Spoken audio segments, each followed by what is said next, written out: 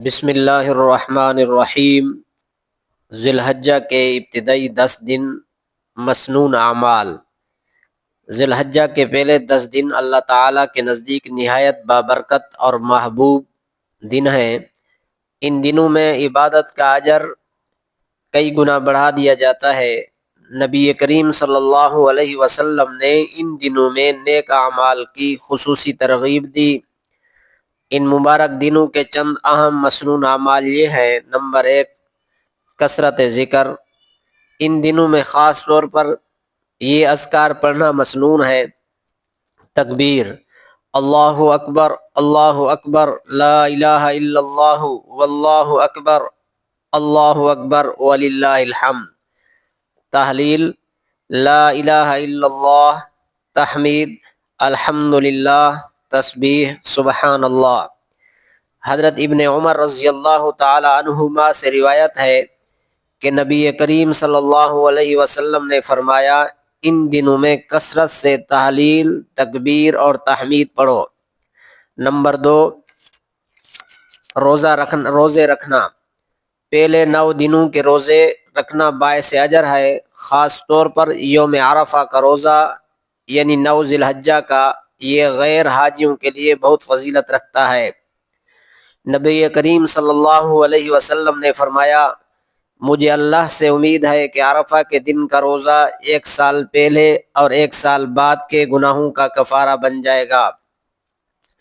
Number 3، نمازوں کی پابندی۔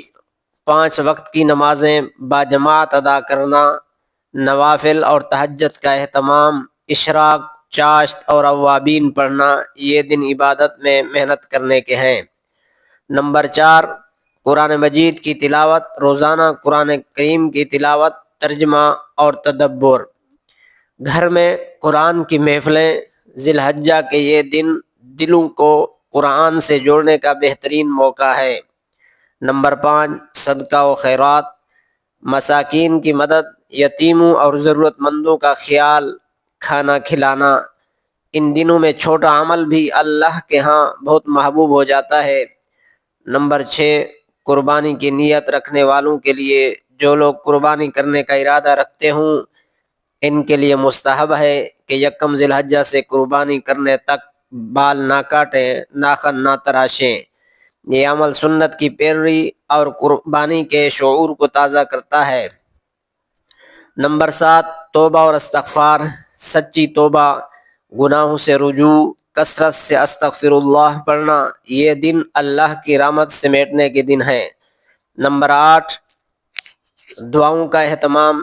خصوصاً یہ دعا پڑھے، اللہم انک عفو تحب العفو فاعف عنی، اور اپنے والدین، امت مسلمہ اور آنے والی نسلوں کے لیے خوب دعائیں کریں۔